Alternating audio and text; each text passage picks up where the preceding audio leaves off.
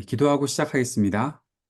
하나님 아버지, 오늘 저희들이 함께 또 구약의 말씀들을 공부해 보려고 합니다.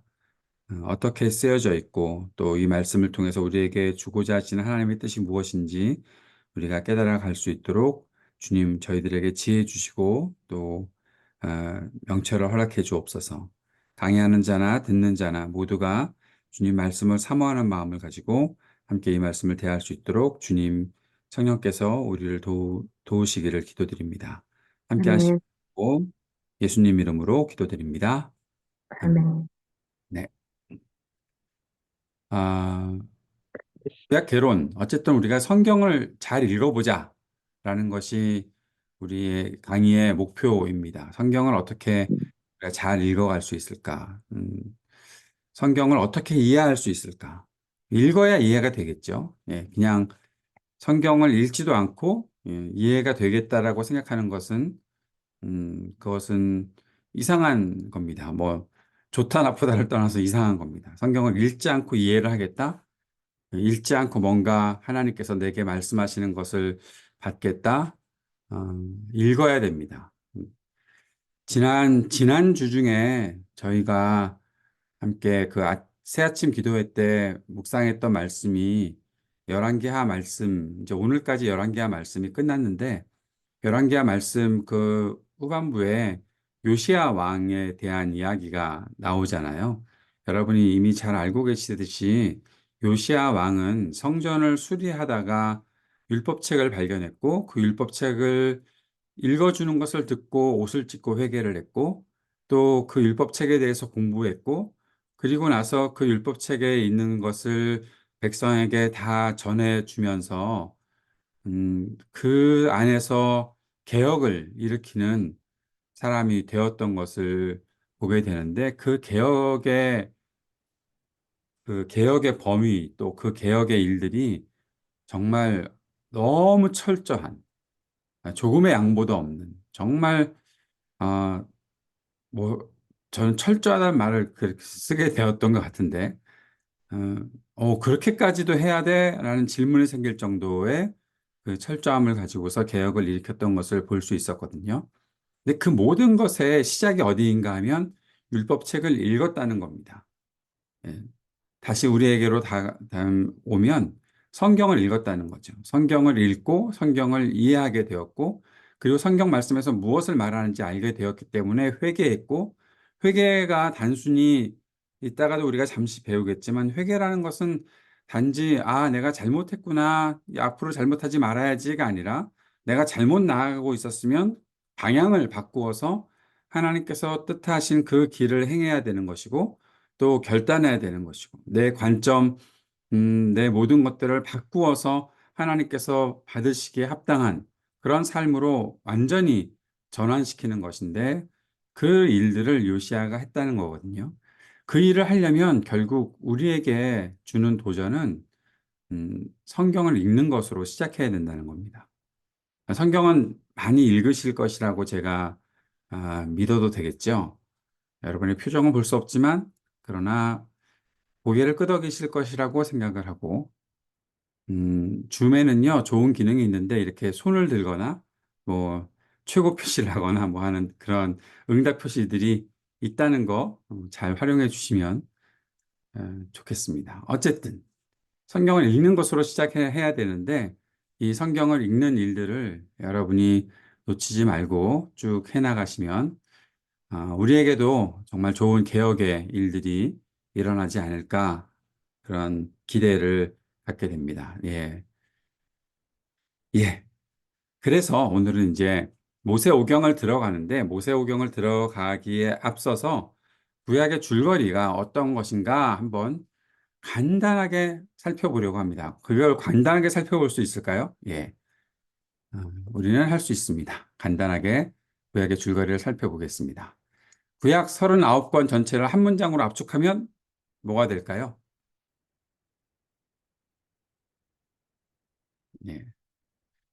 질문에 답을 하셔야 되는데 아무도 답할 분이 안 계신 것 같아서 예, 하나님의 말씀. 하나님의 말씀, 네, 예, 예, 좋은 답변이지만, 땡. 예, 그, 하나님의 역사. 하나님의 역사, 네. 그러니까 언약. 그거는 하나님의 언약? 그걸 가리켜서 하는 말들이죠. 구약은 하나님 언약, 쓰고, 구약은 언약. 하나님이고, 근데 이제 그 내용에 쭉 나오는 내용들을 한 문장으로 압축하면 예수 언약, 그리스도의 탄생. 구약에서요, 갑자기. 언약. 하나님의 언약, 하나님의 언약. 언약. 그러니까, 자, 출애굽의 시도와 미완. 출애굽에 실패한 이스라엘 이야기. 순종, 언약, 뭐, 네, 출애굽에 실패한 이스라엘 약, 이야기. 예, 아마 그렇게 금방 말씀하신 천지, 분은, 음, 천지창조, 예, 지금 말씀드렸습니다. 출애굽에 실패한 이스라엘 이야기. 네. 천지창조. 아니, 그러니까 지금 말씀드렸잖아요. 출애굽에 실패한 이스라엘 이야기. 오늘 이제 새벽에 제가 잠깐 말씀드렸던 것 같아요. 힌트로. 예.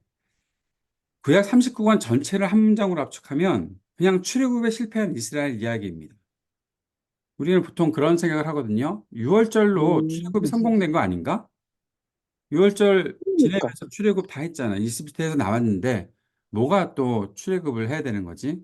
라는 그러한 질문이 생길 수가 있습니다. 맞아요. 네. 출애굽의 궁극적인 목적이 있다는 것을 우리가 잊어서는 안 되는 거죠. 왜 하나님께서 출애굽을 시키려고 하셨는가? 이세 가지입니다. 첫 번째는 이집트를 탈출시켜야 되는 것이고, 두 번째는 하나님께서 약속하신 가나안에 가서 가나안을 정복해야 되는 것이고, 그 안에서 하나님께서 세우실 하나님 나라를 세워가야 되는 거예요. 이것을 가리켜서 우리가 출애굽의 세 단계라고 볼 수가 있는 거죠. 이 출애굽의 세 단계인 이집트 탈출과 가나안 정복과 하나님 나라를 세우는 일들이 그들에게 다 이루어졌는가? 구약 전체 역사를 보면 이게 되다가 만 것 같다는 그러한 생각을 분명히 하시게 될 겁니다. 이스라엘 백성은 이 모든 단계를 완수하지 못했죠.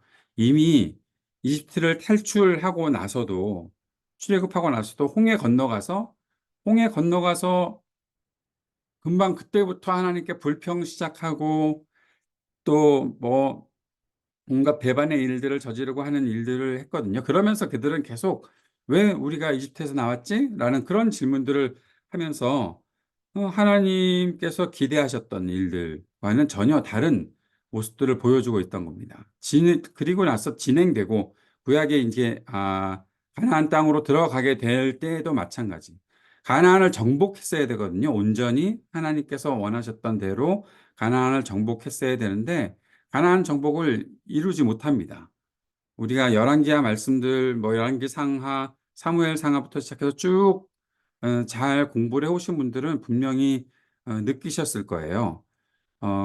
이들이 지금 뭔가 계속 빼먹고 있는 것이 있는 거죠. 가나안의 문화들 다 처리하지 못했던 것들이 있었습니다. 그러니 결국 하나님 나라를 세운다? 그 땅에 하나님 나라를 세운다? 이것이 과연 제대로 이루어졌는가? 그 일들은 우리가 음, 아닌 것 같은데? 라는 생각을 할 수밖에 없는 일들이 생겼던 것입니다. 자, 이스라엘 백성이 이 모든 단계를 완수하지 못했는데 그렇다면 왜 애굽은 이집트라는 거 아시죠? 애굽은 이집트를 가리키는 말이죠. 그 이집트가 어떤 존재였길래 하나님은 계속 출애굽에 대한 강조를 하시는가? 이 이집트가 만약에 고유명사로 쓰여져 있다면 그냥 이집트, 한 나라, 국가를 말하는 것일 겁니다. 그런데 성경은 단지 이집트라는 나라의 이름을 고유명사로만 사용하지 않고 이것을 보통 명사로 사용하는 것들을 보게 됩니다. 그럴 때는 어떤 것인가 하면 하나님을 대적하는 세력 전체를 가리킬 때 이집트라는 말을 쓰고 있는 거예요. 다시 말하면 음, 이집트에서 해방돼서 하나님께서 약속하신 가나안 땅으로 들어갔다는 것은 우리가 하나님을 대적하는 모든 죄에서 벗어나서 하나님께서 약속하신 구원에 이르렀다라는 것을 말하고 있는 것이죠. 구원이 무엇입니까? 구원은 신앙의 출발이죠. 흑암의 권세로부터 지배를 받던 자들이 하나님의 구원을 받고 하나님께서 베풀어 주는 구원을 받고 하나님 나라 백성이 되는 것이 구원이죠. 그리고 바로 출애굽이라는 것은 바로의 통치와 애굽의 지배로부터 자리를 옮기는 사건이 되었는데 이것이 우리의 신앙, 우리 전체 신앙의 이 일들을 설명해 주는 일이 바로 출애굽이다라고 볼 수 있는 것입니다. 그래서 하나님께서는 애굽을 의지하지 말고 애굽에서 떠나야 한다라는 사실들을 말씀해 주셨고 그 애굽으로부터 탈출하는 일들을 모세에게 맡기시고 그렇게 모세와 함께 이스라엘 백성들이 나오게 되는 것을 우리가 볼 수 있는 겁니다.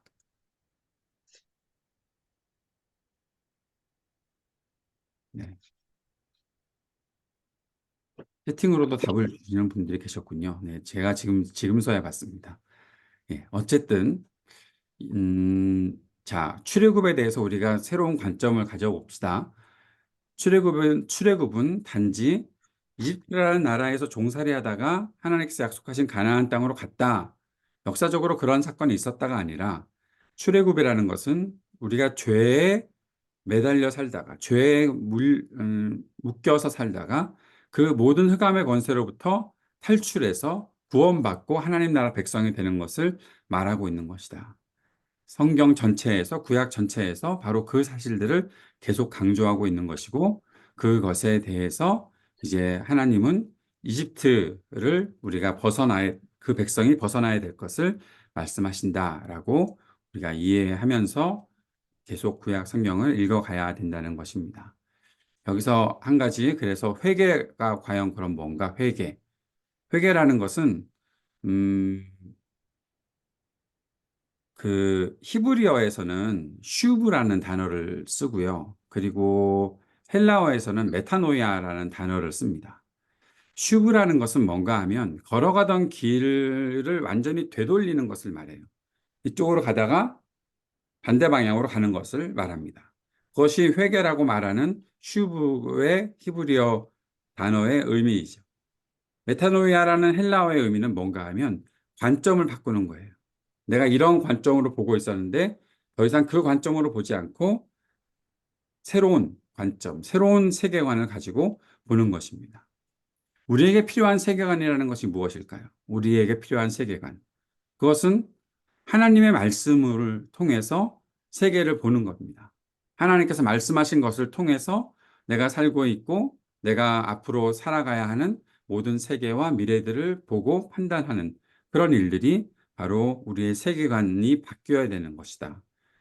내가 이전에 있을 때의 어떠한 세계관 속에만 갇혀 있다면 다른 하나님께서 말씀하시고 하나님께서 역사하시는 일들에 대해서 이해하는 것은 어려울 수밖에 없겠죠. 그 모든 것들을 바꾸는 것이 바로 우리가 회개하는 것이다라고 말하고 출애굽을 경험하는 것이다라고 말할 수 있다는 것입니다. 우리는 하나님을 대적하는 세력들로부터 탈출해야 되는 사람들이잖아요. 사실 이 세상에서 뭐 교회로 와서 예배 드리는 것조차도 쉽지 않은 그런 현실들을 우리가 갖고 경험하면서 살잖아요. 그런데 이게 교회가 오는 것도 쉽지 않은 일인데 하나님 나라와 하나님 나라의 통치를 받으며 살아가는 것이 쉽게 이루어질 수 있는 일인가? 그것은 우리가 질문을 던져보면서 음, 세상의 지배에서 하나님 나라의 지배로 바뀌는 그런 세계관의 변화를 이루는 일들이 우리에게 있어야 되겠다라는 사실을 한번 생각해 보아야 하겠습니다. 이스라엘은 그들의 몸과 그들의 생활 자체는 출애굽했지만 그들의 정신, 그들의 마음, 그들의 가치관 그런 것들이 그러지 못했다라는 것을 보게 되죠. 그리고 여전히 애굽을 그리워하는 것을 보게 됩니다. 열왕기 하 말씀 마지막 부분에서 어, 그 오늘 아침에 보았던 말씀인데 그달리아라는 사람이 등장을 하지요. 그 바벨론이 통치를 하면서 그 너희들이 살고 있는 그 남쪽 유다의 그 땅에서는 그냥 그달리아가 너희들을 잘 지도하고 우리의 명령을 따라서 그렇게 살면 되겠다라고 바벨론이 그렇게 그달리아를 세워놨는데 사람들이 와서 몇몇 유력한 사람들이 와서 우리 어떡할까? 그랬더니 그달리아가 하는 말이 우리 바벨론을 잘 섬기고 살아야 한다. 그래야 우리에게 평안이 있다라고 얘기했더니 그 후에 그들이 와가지고 그달리아를 죽여버리는 일들이 발생을 합니다. 그달리아를 죽이고 그들이 했던 일은 결국 애굽으로 도망가는 것이었어요. 애굽을 의지하는 것이었어요. 하나님은 이미 출애굽 때부터 시작해서 가나안 땅으로 들어갈 때 계속해서 말씀하시는 것이 애굽을 의지하지 말라는 거였습니다. 애굽 의지하며 살아가면 안 된다라는 것.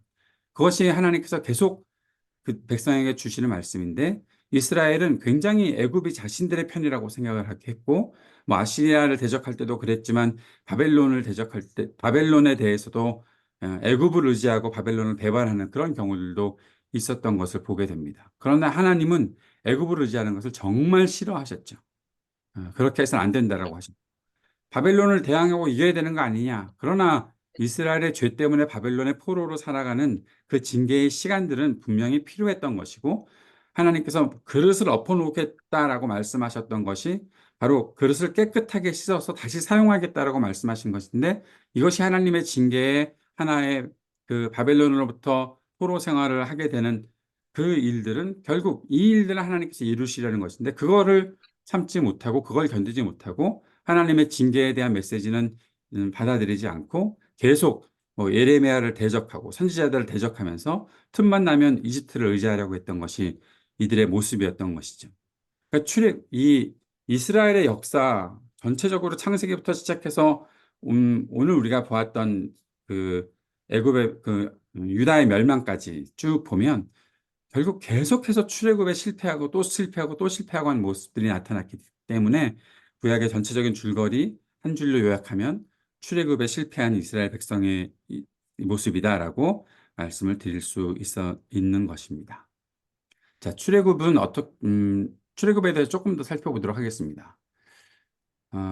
좀 전에 말씀드렸던 것처럼 출애굽은 이루어졌는가? 예. 이스라엘은 몸은 출애굽했지만 정신은 그렇지 못했다라는 거죠. 여전히 애굽을 그리워했다라는 것을 좀 전에 말씀드렸습니다. 다시 출애굽했을 때 두 부류가 그 백성 중에 있었다라는 것을 볼 수가 있는데요. 출애굽기 12장에 보면 야곱의 후손들과 중다한 잡족들이 그렇게 출애굽의 두 부류이다. 그러니까 이스라엘 그 70명의 가족들로부터 생긴 그 자손들만 온 게 아니라 출애굽할 때는 그 안에서 함께 딸려 나왔던 중다한 잡족들이 있었다라고 성경이 말하고 있습니다. 그렇다면 이스라엘 이 신앙 공동체의 형성에 대해서 우리가 궁금해하지 않을 수 없잖아요. 이스라엘 가족만 그 야곱의 그 후손들만, 직계 후손들만 이스라엘 백성인가? 아니면 하나님께서는 더 많은 사람들을 그 안에 같이 있게 하셨나? 도대체 언제부터 이스라엘의 이 신앙 공동체, 이 민족이 출애굽을 하면서 어떻게 그 형성이 되었는가? 거기에 대해서 우리가 조금 생각해 볼 수 있는데 그것은 언제인가로 판단하나 하면 이스라엘 신앙 공동체의 탄생은 출애굽 후에 시내산에서 하나님과 언약을 체결할 때라고 볼 수가 있는 겁니다. 이것이 출애굽에서 하나님께서 이스라엘 백성들 그들을 신앙 공동체로 만들어 주셨던 것이죠. 출애굽에서 시내산에서 있을 때 하나님과의 언약 체결의 시간들이 있었는데 그때부터 이제 이스라엘 신앙 공동체가 탄생했다라는 것을 보게 되는 겁니다. 갈렙에 대해서 여러분 아시죠? 갈렙. 우리가 굉장히 멋있게 생각하는 사람 아닙니까? 장수하고자 하는 분들의 표상. 예. 80이 넘어서도 힘을 쓸 수 있는 사람. 어, 다 그렇게 사시기를 바라는데 갈렙은 야곱의 자손으로 이렇게 있는 사람이었나요? 그렇지 않습니다. 그니스 사람이라고 이야기하고 있죠. 그니스는 에돔의 후손 중에 있었던 사람들인데 후에 유다 지파에 편입이 되죠. 갈렙 때문에 유다 지파에 편입이 되는 일이 있었습니다. 다시 말하면 이스라엘 백성들이 혈통적으로 야곱의 자손만 이스라엘 백성으로 나온 것이 아니다.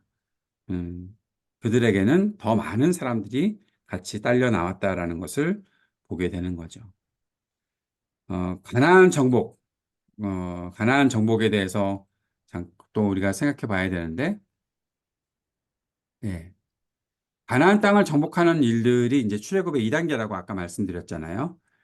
왜 가나안 땅을 정복해야 되지? 그러한 생각들을 우리가 할 수도 있을 것이고, 주님께서 가나안 정복을 하면서 가나안 족속들을 다 밀어내라고 하셨던 그 일들이 뭐지? 왜 거기에 이제 우리가 가장 궁금한, 구약에서 가장 궁금한 진멸, 그런 그런 말을 쓰시면서까지 전쟁을 일으키고 이 가나안 족속을 이렇게 내쫓아야 되는 그런 이유가 뭘까? 아무 죄도 없었던, 아무 잘못도 없었던 가나안 족속을 그냥 쫓아내신 것인가? 라고 질문하실 분들이 계실 것 같은데, 그렇지, 우리가 생각하는 것처럼 그냥 단순히, 저 사람들 땅에 쫓겨났네. 그리고 하나님은 뭐, 딴 데서 살던 사람들 거기다 데려다가 살게 하셨네. 하나님 좀 너무하신 거 아니야?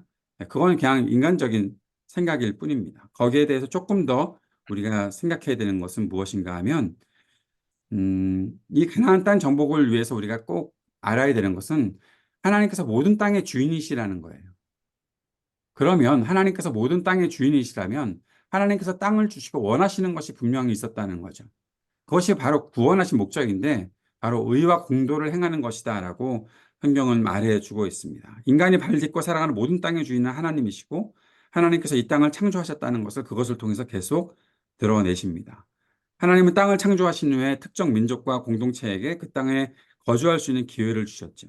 땅에 살고 있는 사람은 땅의 주인이 아닌 자기가 주인이 아니라 지금 말로 하면 뭐라고 그럴까요? 땅을 빌려서 사는 사람, 임차인이라고 그것도 얘기하나요? 예, 그렇게 살아가는 사람들입니다. 그렇다면 임차인이라면 임대료를 납부해야 될 텐데 임대료가 과연 뭘까? 하나님께서 보시기에 임대료라는 것은 의와 공도를 행하는 것이죠. 창세기 18장 19절의 말씀에 보면 이런 말씀이 있습니다. 내가 그로 그 자식과 건소에게 명하여 여호와의 도를 지켜 의와 공도를 행하게 하려고 그를 택하였나니 이는 나 여호와가 아브라함에게 대하여 말한 일을 이루려 함이니라. 창세기 18장 19절의 말씀입니다. 의와 공도를 행하게 하려고 어떻게 여호와의 도를 지켜서 그 땅에 살게 하시는 이유, 하나님께서 그 땅에 사람들을 살게 하시는 이유는 하나님의 일들, 하나님 나라의 일들이 온전히 이루어지게 하려는 목적이 하나님께 있으셨다라는 것을 말해주고 있는 거죠. 그런데 이 창세기 좀 전에 그 구절이 창세기 18장 19절 말씀이고요. 제가 이 노트를 안 넘기고 막 말씀드려요. 그런데 창세기 15장 13절에서 16절까지 말씀해 보면 이런 말씀이 있습니다. 여호와께서 아브라함에게 이르시되 너는 반드시 알라. 네 자손이 이방에서 객이 되어 그들을 섬기겠고 그들은 400년 동안 내 자손을 괴롭히리니 그들이 섬기는 나라를 내가 징벌할지며 그 후에 내 자손이 큰 재물을 이끌고 나오리라. 너는 장수하다가 평안히 조상에게로 돌아가 장수될 것이요 내 자손은 4대 만에 이 땅으로 돌아오리니 이는 아모리 족속의 죄악이 아직 가득 차지 아니함이니라 하시더니 그 땅에 살고 있었던 가나안 땅에 살고 있었던 아모리 족속의 죄악이 아직 가득 차지 아니했다. 이 가득 차지 아니했다는 것은 그 사람들이 죄악을 저지르지 않았다라는 말이 아니라 계속 죄를 저지르고 있는데 하나님이 때가 되면 하나님께서 어떻게 그들에게 심판하실 것, 하나님께서 결정하실 것이 분명히 있다라는 사실을 말해주고 있는 것이죠. 그렇기 때문에 그들을 이제 그 아모리 족속들을 몰아내시고 가나안 땅에서 우상을 숭배하고 온갖 그 악한 일들을 행하고 서로를 해하는 그러한 일들을 벌이고 있었던 이러한 사람들을 하나님께서 내쫓으시고 이제 하나님의 백성들을 그 땅에 데려와 살게 하시려는 그러한 일들을 그러한 계획들을 하셨다라는 겁니다. 그래서 출애굽의 3단계를 볼 때 그것이 하나님 나라를 세우는 것이다라고 볼 수 있는 것이죠. 그런데도 불구하고 그렇게 하나님 나라를 세워야 하는데 이스라엘은 가나안 땅에 또 하나의 이집트를 건설하는 것이 되어버렸어요. 이 말이 무슨 뜻인가 하면 강자가 약자를 억압하고 지배하고 착취하는 사회를 또 만들고 있었던 거예요. 이집트 땅에서 이들이 왜 그렇게 어려웠습니까? 강한 바로가, 강한 이집트의 사람들이 이스라엘 사람들을 억압하면서 종노릇 하게 만들었다는 거죠. 착취당했고 지배당했던 그런 일들을 했다는 것입니다. 그런데 지금 이들이 가나안 땅에 들어와서 예전의 이집트를 똑같이 실현해내고 있는 거예요. 하나님 나라를 세워야 되는데 이집트를 세우고 있는 것이다. 그렇게 있었던 것이죠. 그래서 하나님께서는 계속해서 예언자들을 통해서 경고하셨습니다. 그런데도 불구하고 듣고도 돌이키지 않았던 것이 그들의 모습이었습니다. 결국 북이스라엘은 BC 722년에, 남유다는 BC 586년에 다 내쫓김을 당하는 거죠. 북이스라엘은 아시리아에 의해서, 남쪽 유다는 바벨로니아에 의해서 다 내쫓김을 당했던 것을 볼 수 있습니다. 이것이 구약의 전체적인 줄거리다라고 어, 간단하게 설명드릴 수 있는데, 간단하게 설명드리는 게 27분이 걸렸네요. 자, 그러면 이제 오늘 우리가 더 진도를 나가야 하는 모세오경, 모세오경 5권의 책을 다 다루지는 못하겠고, 우선 우리가 조금 그 모세오경에서 오늘 이렇게 진행을 하려고 하는데요. 모세오경을 우리가 쭉 보면서 우리가 좀 더 관심을 가져야 되는 부분이 있는가? 우리가 조금 더 생각해 봐야 되는 부분이 있는가? 그것들을 먼저 여러분께 소개를 하면서 이러한 이러한 책의 내용들이 이 모세오경에 있다라는 것들을 말씀드리려고 하는데, 먼저 창세기, 오늘 여러분께 나눠드렸던 그 저기는 강의 안에는 제가 레위기까지 좀 해놓은 것 같은데, 아무튼 예, 진행을 해보도록 하겠습니다. 목사님, 지금 여기서 이제 사용하셨던 슬라이드 있잖아요. 파워포인트 같은 거. 네, 네. 나중에 공유해 주실 건가요?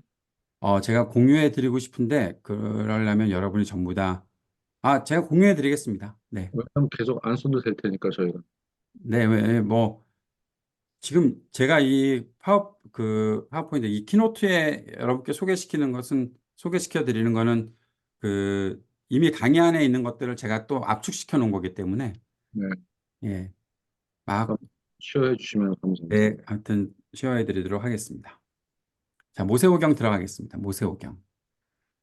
자, 모세오경은 책 5권이겠죠? 오경이니까. 네, 책 5권이 뭐죠? 창세기, 출애굽기, 레위기, 민수기, 신명기. 예. 이 책 제목들은 언제 붙여졌다고요? 70인경이 번역될 때 붙여졌다. 원래 성경은 그러한 제목들은 없었다라고 말씀드렸었죠. 그러면 왜 오경을 부를까? 예. 요즘에는 뭐 6경, 9경, 뭐 그렇게까지도 이렇게 분류해서 보는 신학자들이 있다고 하는데, 우리에게는 우선 오경이 우선 우리한테는 친숙하고, 그런데 이제 우리의 질문은 그럼 모세오경은 뭐지? 라는 질문을 하잖아요. 모세오경. 모세가 써서 5권의 책을 모세가 써서 모세오경이다. 이렇게 생각하면 아주 단순한 생각이죠. 예. 그렇게 생각하는 것이 틀리다는 것은 아닙니다. 단순하게 우리가 알고 있는 하나의 지식인데, 적어도 구약개론을 공부한 사람들이다라고 하면 이렇게 대답하시면 좋을 것 같아요. 모세오경은 모세라는 인물을 중심으로 어, 이해하는 것에서 붙여진 이름이다. 예. 전체 창세기부터 시작해서 신명기까지 5권이 모세라는 인물을 중심으로 해서 이해하는 것, 모세라는 인물을 중심으로 해서 함께 생각하는 것, 그것이 모세오경이다. 그렇게 우리가 보는 것이 모세오경이다. 왜냐하면 신명기의 마지막에서는 이제 모세가 죽는 것으로 끝나니까. 그러면 이런 생각이 드시겠지요. 창세기는 무슨 책이지? 창세기는 모세가 나오지 않는데, 모세는 어디서부터 나오죠? 예, 여러분 출애굽기라고 대답하셨죠? 네. 예. 출애굽기에 등장을 하잖아요. 근데 창세기는 왜 기록이 되어 있는 걸까? 이 창세기부터 시작해서 신명기까지 이 책을 읽어야 되는 사람은 누구였을까요? 우리라고 대답하지 마시고 첫 번째 독자들은 누구여야 할까요? 네. 대답은 여러분의 창의적인 방법대로 채팅창에 올려주셔도 되고, 마이크 켜고 얘기하셔도 되고.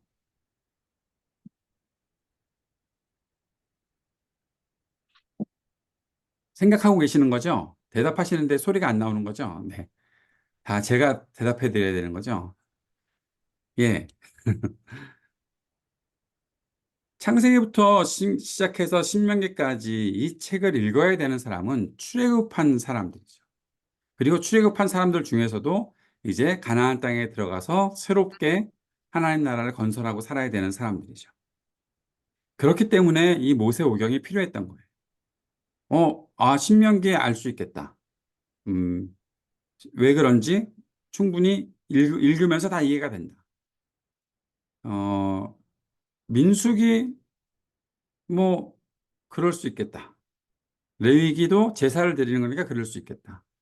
그런데 이제 창세기는 도대체 이 사람들이 왜 창세기를 알아야 되는 걸까? 출애굽한 사람들이 창세기를 꼭 알아야 되는 이유는 무엇일까? 하나님의 창조가 여기에 기록이 되어 있잖아요. 우리가 어디로부터 온 사람들인지를 알려주는 거잖아요. 출애굽한 이스라엘 백성은 이미 400년을 이집트 땅에서 살았었습니다.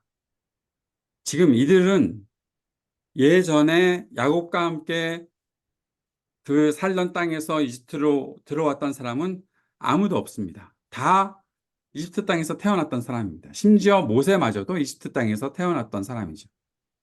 이들이 생각할 때에 그들을 지배하고 있었던 모든 문화와 또 그들이 바라보고 있었던 어떠한 신이라는 존재, 그런 것은 전부 다 이집트의 것들이었죠. 그럼에도 불구하고 그 이집트에서 하나님을 두려워했던 사람들이 있었고, 하나님을 두려워했던 사람들이 모세가 남자아이로 태어났음에도 불구하고 죽지 않고 살아있을 수 있는 기회를 열었고, 그 하나님께서 우리를 통치하시는 것이 더 우리가 따라야 하고 우리가 더 두려워해야 되는 것이다 생각을 했기 때문에 결국 모세는 살아났고, 그 후에 모세가 40년 궁정에서 왕자로 살다가 또 40년 광야에서 살다가 하나님의 부르심을 받고 이제 출애굽을 인도해 나는 그런 사람이 되는데, 모세의 입장에서 가장 힘들어했고 가장 힘을 많이 쏟았어야 되는 것이 무엇인가 하면 이 백성들이 하나님의 백성이라는 사실을 모두가 알게 해야 되는 것이죠. 그러려면 이들에게 전해주어야 되는 하나님의 말씀의 가장 중요한 그 초점은 어디에 있어야 되나 하면 하나님께서 이 땅의 주인이시다라는 거예요. 바로가 아니고 이집트의 태양신이 아니고 이집트의 다른 신들이 아니고 하나님께서 이 내가 땅에 있잖아도 좀 강의를 듣고 있어가지고 하나님께서 우리의 모든 것들을 주관하신다. 우리는 하나님의 백성이다라는 너무 사실들을 춥다. 꼭 기억해야 되는 것이죠. 그게 이루어져야, 그게 돼야 이 백성들이 참된 주인이신 하나님을 따라갈 수 있게 되는 것이니까. 그래서 창세기를 기록하면서 앞에 1장부터 11장까지 창조와 죄의 역사와 또 이 사람들의 그 원 역사들을 기록해 놓는 일은 굉장히 중요한 일이다라는 것입니다. 그 사실들을 인정하고 들어가야 아브라함부터 시작하는 그 족장들의 이야기들을 계속 알게 되고 우리 조상들이 이렇게 살았구나라는 사실들을 보게 되는 것이죠. 하나님이 이 땅을 창조하셨다. 그들이 이집트에서 보았던 태양신, 그 태양이 그들은 그저 신이었는데 그 태양을 하나님께서 만드셨구나. 물도 하나님께서 만드셨구나. 모든 것들을 하나님께서 만드셨구나. 이 땅의 모든 생물들이 하나님의 피조물이구나. 그 사실들을 기억하고 그 사실들을 인정해야 이들이 이스라엘 신앙 공동체로서의 삶을 온전히 시작할 수 있기 때문에 모세를 통해서 하나님께서는 창세기를 기록하게 하시고 또 계속 이어지는 하나님의 그 구원의 역사들을 계속 기록하게 해 주셨다라는 사실을 보게 되는 것입니다. 그래서 모세라는 인물을 중심으로 이 오경을 이해하는 것은 결국 우리들에게 어떤 의미가 있는가? 아, 우리가 출애굽한 백성이구나. 아까 말씀드렸던 것처럼 내가 죄의 권세에서 세상의 어떤 다른 것의 힘에서 하나님께로 벗어나온 사람이 되는 것이구나. 내가 그렇게 살아가고 있는 존재구나. 그 사실을 우리가 깨닫게 되는 것이죠. 이걸 기억할 수 있어야, 이것을 인정할 수 있어야 우리가 성경 말씀을 쭉 읽어갈 수 있고 또 모세 오경도 잘 이해할 수 있다는 것입니다. 다 그 관계에서 제사법이라든지 또 사람들에 대한 복의 선언, 저주의 선언 등등이 다 이해가 되는 것입니다. 창세기를 들어가 보도록 하겠습니다. 창세기에서는 창조가 기록되어 있겠죠. 예. 창조에서 우리가 가장 초점을 기울여야 하는 말씀이 무엇인가? 뭐 다 있겠지만 그중에 가장 우리의 초점을 맞춰야 되는 장면은 결국 창세기 1장 28절 말씀이겠죠. 예, 하나님이 그들에게 복을 주시며 하나님이 그들에게 이르시되 생육하고 번성하여 땅에 충만하라. 땅을 정복하라. 바다의 물고기와 하늘의 새와 땅에 움직이는 모든 생물을 다스리라 하시니라. 하나님께서 창조하신 것들, 온 세계가 있는데 하나님께서 사람을 만드시고 사람들에게 복을 주셨고 복을 주셨던 하나님께서 그들에게 책임을 맡겨주셨다. 요, 요 흐름은 우리가 꼭 잊지 말고 붙잡아야 되는 흐름입니다. 하나님께서 복을 주셨다. 그리고 사명을 주셨다. 하나님께서 복을 주셨다. 하나님께서 우리에게 책임을 맡기셨다. 이건 여러분에게 항상 꼭 가지고 계셔야 할, 잊으시면 안 되는 하나의 그 공식이라고 생각해야 할 것입니다. 복을 주셨다? 왜? 나에게 어떤 사명을 맡기기 위해서. 복을 주셨다? 나에게 책임을 맡기기 위해서. 하나님께서 사람을 만드셨을 때 그들에게 복을 주셨고 그들에게 생육하고 번성하여 땅에 충만하라, 땅을 정복하라, 모든 생물을 다스리라 라는 그러한 명령, 그러한 사명을 그들에게 베푸셨다라는 겁니다. 하나님 당신의 형상대로 창조하신 인간에게 피조세계를 잘 돌보고 다스리고 지키라고 말씀하셨죠. 그렇다면 기독교 신앙의 중심은 무엇이냐? 결국 그것은 내가 나 잘 믿고 죽어서 천국 가는 것, 그것이 목적이 아니라 하나님의 뜻을 내가 이루어가는 것, 하나님께서 나에게 맡기신 일들을 감당해 나가는 것, 그것이 바로 우리가 가져야 되는 신앙의 중심이 되어야 한다라는 것입니다.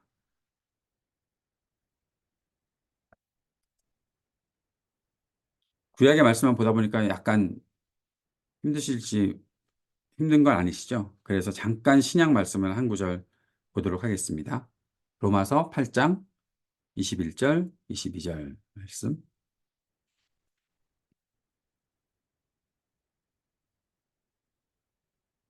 네, 21절, 22절, 로마서 8장 21절, 22절. 그 바라는 것은 피조물도 썩어짐의 종로로 탄 데서 해방되어 하나님의 자녀들의 영광의 자유에 이르는 것이니라. 피조물이 다 이제까지 함께 탄식하며 함께 고통을 겪고 있는 것을 우리가 아느니라. 왜 이 말씀을 읽었나 하면 이 피조 세계에 대한 책임을 다하지 못한 사람 때문에 우리 때문에 이 피조 세계가 이렇게 고통하고 탄식하고 있다라는 것을 말해주고 있기 때문에 그런 것입니다. 한 구절 더 찾아보겠습니다. 마태복음 5장 13절 말씀. 너희는 세상의 소금이니 소금이 만일 그 맛을 잃으면 무엇으로 짜게 하리요? 후에는 아무 쓸데없어 다만 밖에 버려져 사람에게 밟힐 뿐이니라. 세상의 소금이다 라고 말씀하셨죠. 세상을 위해서 쓰임 받아야 되는 것이 우리의 존재 가치다라는 사실을 말해주고 있는 겁니다. 세상의 소금이라고 하셨습니다. 우리는 맨날 교회 안에 소금이 되려고만 이렇게 생각하는 것 같은데 세상에 비치고 세상의 소금이다. 우리 주님께서 우리들에게 말씀하신 겁니다. 우리에게 맡기신 그러한 사명이 분명히 있다라는 거죠. 그 사실을 보면서 창조에 대한 내용들을 우리가 살펴보았으면 좋겠고 그 다음에 꼭 우리가 잊지 말아야 될 것이 돕는 배필에 대한 겁니다. 돕는 배필, 히브리어에서는 에제르 케네그도라는 말을 씁니다. 돕는 배필을 창조해 주신 이유가 있죠. 하나님이 천지를 창조하실 때 유일하게 보시기에 좋지 않았다라고 말씀하신 것이 있었어요. 그게 사람이 혼자 있는 것이었어요.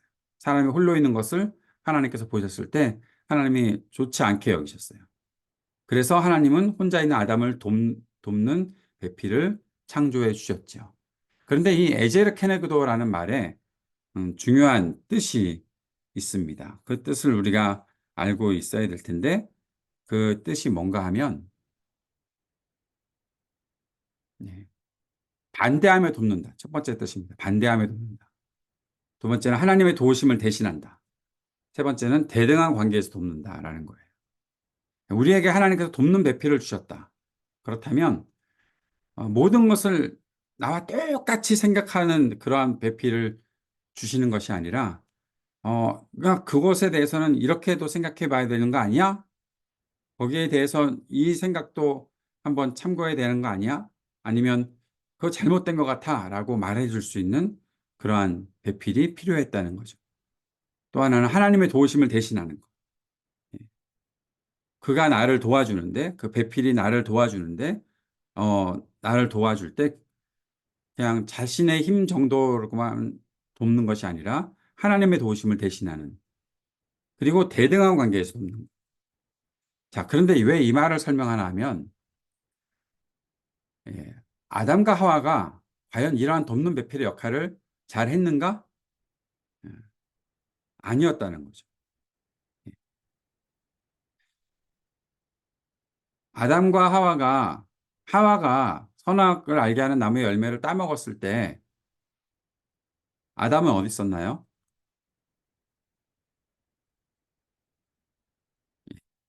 질문입니다.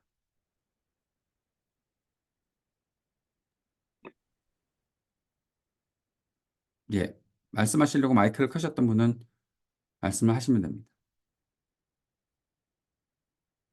다시 한번 질문 드릴까요? 예, 하와가 선악을 알게 하는 나무의 열매를 뱀의 유혹을 받아서 따먹고 있을 때, 그걸 이렇게 하고 있을 때 아담은 어디 있었을까요? 멀리? 1번 멀리, 2번 적당한 거리에, 3번 가까이, 4번 함께.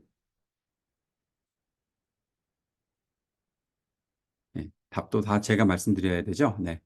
4번 함께. 같이 있었습니다. 몰랐던 일이 아니고요. 안 보고 있었던 것도 아니고요.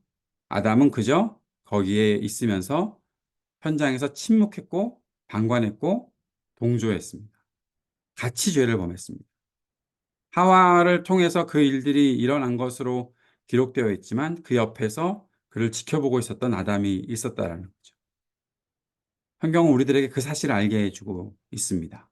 멀리 떨어져 있지 않았어요. 같이 책임을 져야 되는 거잖아요. 돕는 배필이라면 서로가 돕는 배필이 돼야 되는 거니까 서로 돕는 거라면 그러면 안 된다라고 얘기하든지 그렇게 하면 안 된다 하면서 막았어야 되는데 그거 하지 않는 거예요. 그리고 결국 같이 동조해버리고 죄에 대한 그런 이후에도 죄에 대해서 책임을 계속 전가하는 거죠. 내가 잘못했습니다라고 말하지 않아요.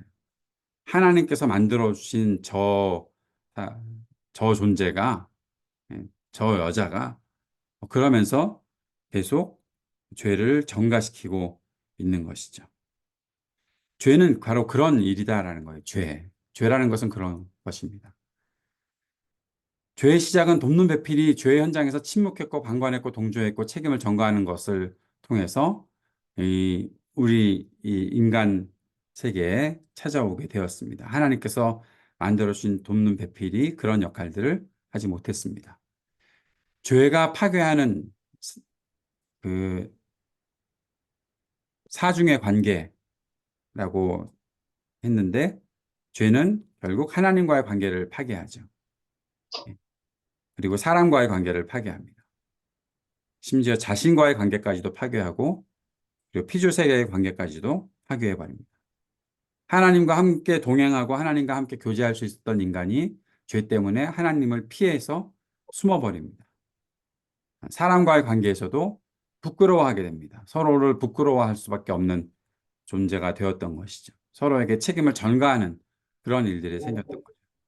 자신에 대해서도 마찬가지로 이러한 일들이 생겨나간 것이고 또 자기 자신에 대해서도 하나님 앞에서 내가 두려워할 수밖에 없는 그런 존재가 되어버렸던 것이고 그 피조 세계와의 관계도 다 허물어져 버렸던 것을 보게 되는 것이죠.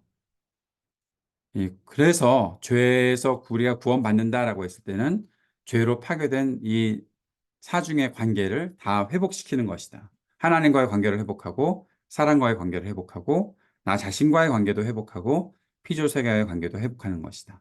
그러니까 죄에서 구원받는다라고 했을 때 이 구원받은 사람은 단지 나 구원받았으니까 난 하나님 나라 들어갈 수 있어. 뭐 그것으로 끝나지 않고 내가 앞으로 살아가야 할 때 살아가는 순간 내가 책임지고 함께 살아가는 것은 누구인가? 그에게 내가 어떠한 모습으로 함께 살아가야 할 것인가도 생각해야 된다는 것이죠.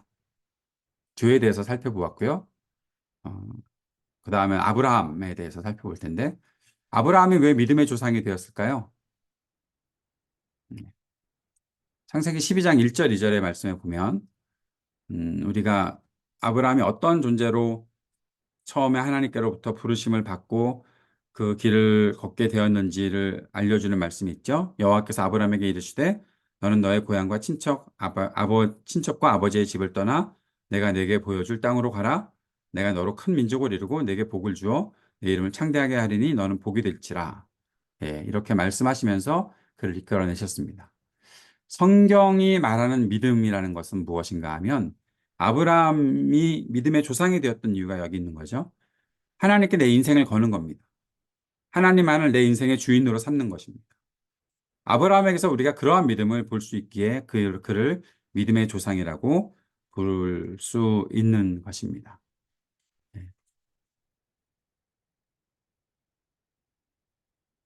그러니까 하나님의 모든 말씀이 나 자신과 상관이 있다는 것을 인정해야 되는 거예요. 하나님의 말씀, 하나님께서 내게 말씀하셨다? 하나님으로부터 내가 말씀을 들었다? 그렇다면 이 모든 것은 하나님과 상관이 있는 것이다.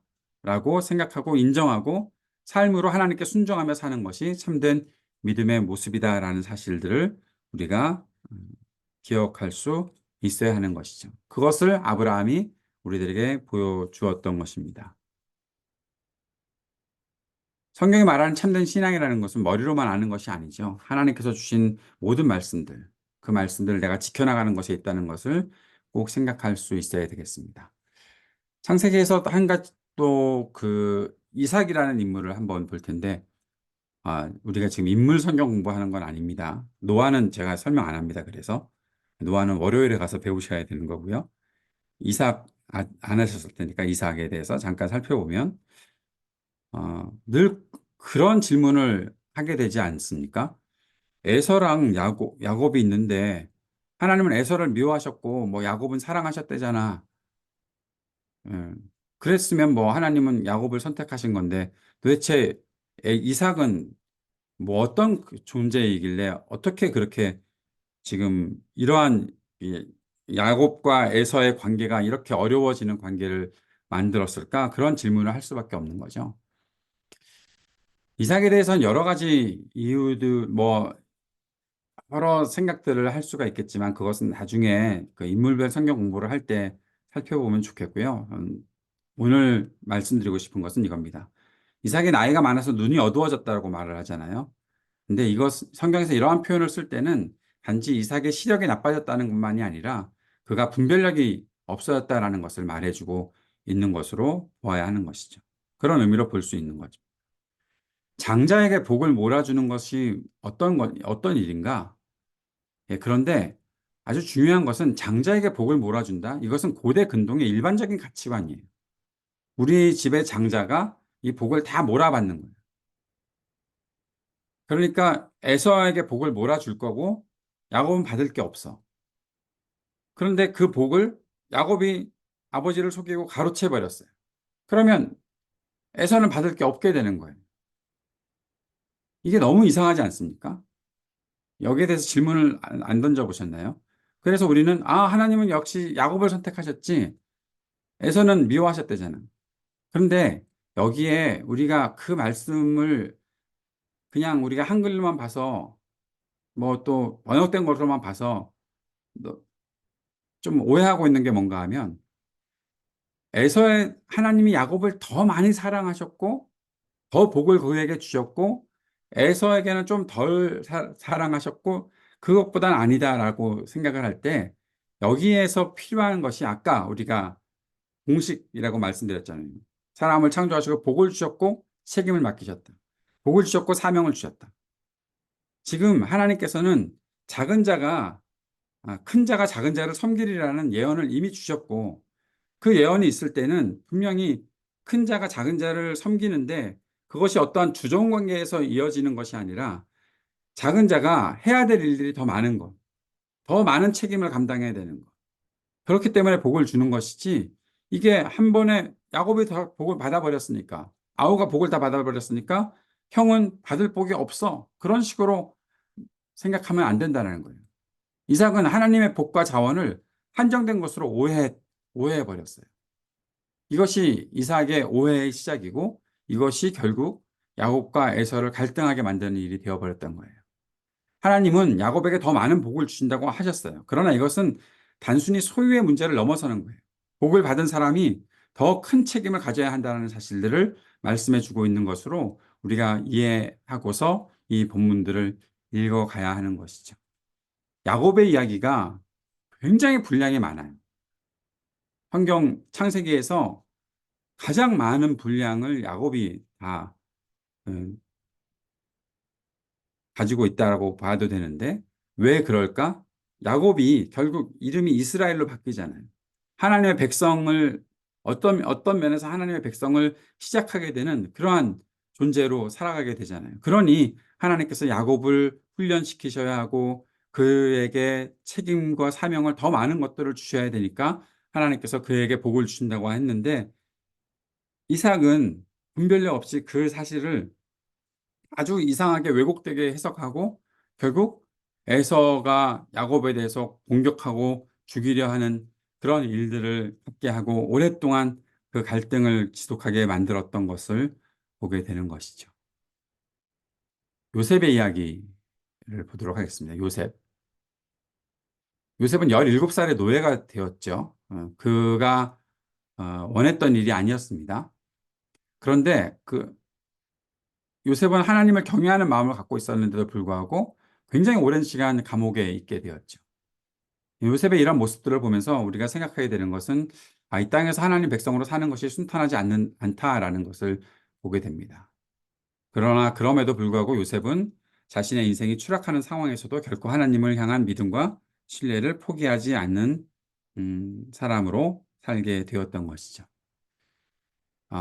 창세기 45장 7절 8절 말씀을 한번 보면 이런 말씀이 있습니다. 창세기 45장 7절 8절 말씀을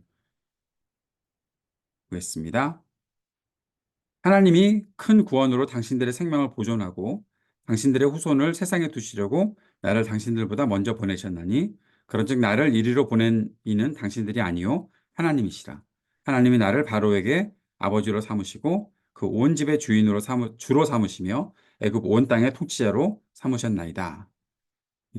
요셉에게 이 지금까지의 자기의 모든 인생들을 돌아보면서 그 안에서 하나님의 관점을 가지고 보게 되는 일이 생겼던 거죠. 아까 우리가 회개라고 하면서 회개는 세계관을 바꾸는 것이라고 말씀드리지 않았습니까? 우리의 관점을 바꾸는 것이다라는 말씀을 드렸잖아요. 요셉에게 그러한 관점이 생겼던 거죠. 처음부터 요셉이 그런 관점으로 생각했던 것이 아니라 꿈을 꿀 때부터 뭐 그런 관점이 생긴 것이 아니라 그를 훈련시켜 나가시는 하나님의 일들을 경험하면서 하나님의 그 역사 속에서 요셉에게 이러한 통찰력이 창세기 45장 7절 8절의 통찰력이 생겼던 것을 알 수가 있습니다. 그러면서 우리가 한 가지 단어를 배우려고 합니다. 믿음이라는 말의 히브리어가 에무나라는 말인데요. 이 에무나라는 말은 믿을 만한 것을 믿는 것이 아니에요. 그 정도는 내가 믿을 수 있겠어. 그게 믿음이 아니에요. 그런 것을 믿음으로 쓰지 않았어요. 성경에 말하고 있는 이 믿음이라는 말은 어떠한 상황에서도 하나님을 향한 신뢰를 포기하지 않는 것이 에무나, 이 믿음이라는 것을 우리가 기억하면 좋겠습니다. 믿을 만해서 믿는 것이 아니다. 내가 계산해 보니까 그 정도는 따를 수 있겠다. 뭐 그 정도 생각하는 것이 성경이 우리들에게 말해주는 믿음이 아니라 하나님을 향해서 어떠한 상황이 내가 찾아와도 하나님을 향한 신뢰를 포기하지 않겠다라고 살아가는 것, 그렇게 사는 것이 믿음이다. 요셉이 우리들에게 그러한 모습들을 보여주었던 것이죠. 출애굽기. 예. 야곱의 70명의 가족이 기근을 피해서 이집트로 갔습니다. 처음엔 요셉 덕분에 총리의 가족이라는 명분으로 환대를 받았었죠. 그러다가 시간이 지난 후에 요셉을 알지 못하는 왕이 나타나고 그때부터 종살이가 시작된 것을 보게 되죠. 하나님은 그들의 신음소리를 들으시고 그들을 구원하시기로 계획하셨고 그렇게 구원해 주시죠. 모세를 통해서 그 일들을 이루어 가십니다. 하나님은 그 백성을 하나님의 소유로 삼고자 하셨던 것을 우리가 볼 수 있습니다. 이스라엘은 출애굽 후 1년 동안 시내산에서 머물면서 하나님과의 언약을 체결하고 어, 그 언약 속에서 이제 하나님의 백성으로 자신들의 아이덴티티를 갖게 되는 것이죠. 그런데 여기서 언약이라는 것은 자기 목숨을 담보로 맺는 약속이라는 사실을 우리가 생각할 수 있어야 되겠습니다. 언약이란 이따가 제가 다시 한번 설명드릴 텐데요. 언약이라는 것은 자신의 목숨을 담보로 맺는 약속이다라는 거예요. 자, 이 말씀을 보려고 그 창세기 15장 말씀을 한번 여러분이 펼쳐서 보셨으면 좋겠는데 우리가 관심을 가져야 되는 말씀이 창세기 15장에 있습니다. 출애굽기 하다가 창세기로 넘어가는 굉장한 일을 보게 되는데요. 창세기 15장이 왜 중요한가 하면 하나님께서 이스라엘 백성과 약속하시는 아브라함과 약속하시는 언약을 맺으시는 장면이 나와요. 자, 읽어드릴게요. 창세기 15장 여러분 펼쳐놓으시고 이후에 여호와의 말씀이 환상 중에 아브라함에게 임하여 이르시되 아브라함아 두려워하지 말라 나는 내 방패요 너의 지극히 큰 상급이니라. 아브라함이 이르되 주 여호와여 무엇을 내게 주시려 하나이까 나는 자식이 없사오니 나의 상속자는 이 다메섹 사람 엘리에셀이니이다. 지금 이삭이 태어나기 전이잖아요. 하나님께서 자꾸 자손을 주시겠다고 하셨는데 자손이 태어날 수 있는 가능성이 없는데 자꾸 자손이 있겠다고 그러니까 이렇게 답답한 마음을 지금 하나님께 말하고 있는 것이었어요. 그러면서 이렇게 다메섹 사람 엘리에셀 이 사람이 그저 내 상속자가 되면 되지 않겠습니까? 라고 하면서 3절에 아브라함이 또 이르되 주께서 내게 씨를 주지 아니하셨으니 내 집에서 길린 자가 내 상속자가 될 것이니이다. 그때 4절 여호와의 말씀이 그에게 임하여 이르시되 그 사람이 네 상속자가 아니라 네 몸에서 날 자가 내 상속자가 되리라 하시고 그 다음에 5절에 그를 이끌고 밖으로 나가 이르시되 하늘을 우러러 뭇별을 셀 수 있나 보라. 또 그에게 이르시되 내 자손이 이와 같으리라. 아브라함이 여호와를 믿었어요. 그랬더니 여호와께서 이를 그의 의로 여기셨어요. 그러면서 또 그에게 이르시되 나는 이 땅을 내게 주어 소유를 삼게 하려고 너를 갈대아인의 우르에서 이끌어낸 여호와다. 하나님께서 자신의 존재를 아브라함에게 지금 밝히고 계시는 거예요. 너 왜 그 갈대아 우르 사람들 그곳에서 여기까지 왔는지 아느냐? 이 땅을 너에게 주어서 소유를 삼게 하려고 했고 내가 바로 그 여호와다라고 말씀하시는 거죠. 그랬더니 아브라함이 이렇게 얘기해요. 주 여호와여, 내가 이 땅을 소유로 받을 것을 무엇으로 알리이까? 그때 하나님께서 이제 아브라함과 언약을 체결하는 장면이 나옵니다. 굉장히 중요한 장면입니다. 여호와께서 그에게 이르시되 나를 위하여 3년 된 암소와 3년 된 암염소와 3년 된 수량과 산비둘기와 집비둘기 새끼를 가져올지니라. 아브라함이 그 모든 것을 가져다가 그 중간을 쪼개고 그 쪼갠 것을 마주 대하여 놓고 그 새는 쪼개지지 아니하였으며 솔개가 그 사체 위에 내릴 때에 아브라함이 쫓았더라. 이것이 뭔가 하면 언약을 체결할 때는 짐승을 이렇게 반으로 쪼개놓고 그렇게 해놓고서 지금 언약 체결을 하게 되는 거예요. 그런데 이렇게 다 쪼개놓고 나서 언약 체결하는 그 두 사람이 함께 그 가운데로 지나가요. 왜 지나가나 하면 거기에 어떤 의미가 있나 하면 이 언약을 어기면 너나 나나 그 언약을 어긴 그 사람은 이 짐승들처럼 죽게 될 것이다. 그것을 나타내 주기 위해서 이러한 언약 체결식을 하고 있는 거예요. 그런데 잘 보세요. 이 본문이 굉장히 중요한 본문입니다. 아직 아브라함도 지나가지 않았고 여호와 하나님도 지나가지 않았어요. 사체 위에 계속 솔개가 내리려고 하는데 아브라함이 조금만 있었어요. 해질 때에 아브라함에게는 깊은 잠이 임했어요. 큰 흥함과 두려움이 그에게 임하였어요. 그런데 13절 여호와께서 아브라함에게 이르시되 너는 반드시 알라 너의 자손이 이방에서 객이 되어 그들을 섬기겠고 그들은 400년 동안 내 자손을 괴롭히리니 그들이 섬기는 나라를 내가 징벌할지며 그 후에 내 자손이 이 큰 재물을 이끌고 나오리라. 너는 장수하다가 평안히 조상에게 돌아가 장사될 것이요 내 자손은 4대 만에 이 땅으로 돌아오리니 이는 아모리 족속의 죄악이 아직 가득 차지 아니함이니라 하시더니 이 말씀 아까 읽었던 말씀이죠. 그런데 자, 17절. 해가 져서 어두울 때에 연기나는 화로가 보이며 타는 횃불이 쪼갠 고기 사이로 지나더라. 누가 지나가신 거죠? 하나님께서 지나가신 거예요. 그런데 아브라함은 안 지나갔어요. 하나님만 지나가셨어요. 해가 져서 어두울 때 연기나는 화로가 보이며 타는 횃불이 쪼갠 고기 사이로 지났어요. 근데 아브라함은 안 지났다니까요. 18절에 그러면서 하나님께서 말씀하신 것이 18절에 그날에 여호와께서 아브라함과 더불어 언약을 세워 이르시되 내가 이 땅을 애굽 강에서부터 그 큰 강 유브라데까지 내 자손에게 주노니 그 다음에 곧 겐 족속과 그니스 족속과 감몬 족속과 헷 족속과 브리스 족속과 르바 족속과 아모리 족속과 가나안 족속과 기르가스 족속과 여부스 족속의 땅이니라 하셨더라.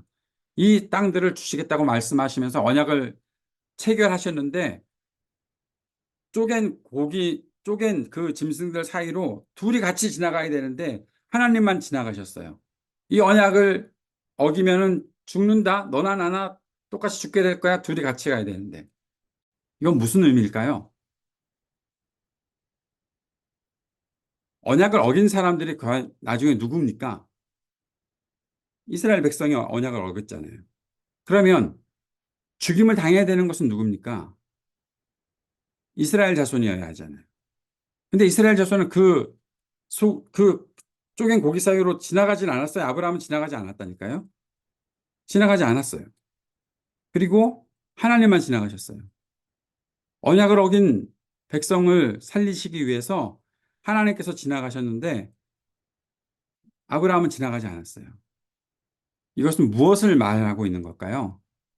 언약을 어긴 백성들을 구원하시기 위해서 하나님이 스스로 자신을 버리시는 자기 아들을 보내셔서 자기 아들을 죽게 하시는 우리가 하나님과의 언약을 파괴했는데 그것을 위해서 하나님께서 대신 그 모든 죽음의 짐을 지시기로 하고 자기 아들을 하나님이신 성자 예수 그리스도를 죽게 하시고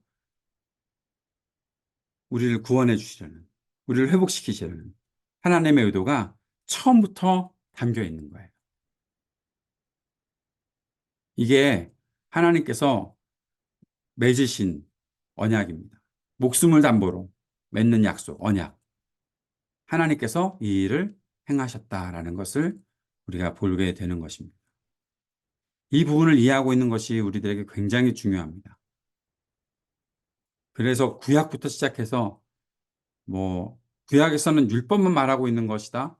신약은 은혜와 복음만 말하고 있는 것이다. 아니요. 처음부터 율법과 은혜가 함께 있었고 하나님께서는 그 일들을 행하셨다는 것을 우리가 잊지 말아야 하겠죠.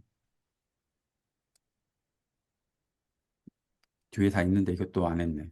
예. 하나님과 목숨을 담보로 맺는 약속이고 내가 상대방과 약속한 것을 혹시 지키지 못하면 쪼개 죽임당한 저 짐승처럼 나 역시 죽여도 좋다는 뜻을 가진 것이 언약이에요. 이것이 아까 우리가 보았던 창세기 15장의 말씀이고 이 언약 체결이 이제 이 백성들에게 있었고 이것으로 말미암아 하나님의 백성이 되는 것입니다. 그리고 하나님께서는 이렇게 우리를 구원해 주셨다라는 사실을 말씀해 주고 있습니다. 이스트에서 이스라엘 백성들을 구원해 주셨다라는 사실을 볼 수가 있습니다.